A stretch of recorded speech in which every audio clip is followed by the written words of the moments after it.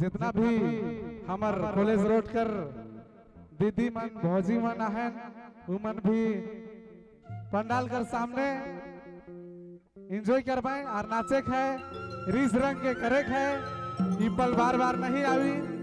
जी हाँ, तो ही नहीं पर्सनल इतना सिस्टम लगा जाए और कॉलेज पंडाल कर सामने बाकी हमारे जितना कॉलेज रोड कर है उमन हुआ डांस करवाए और आधा यहाँ करवाए।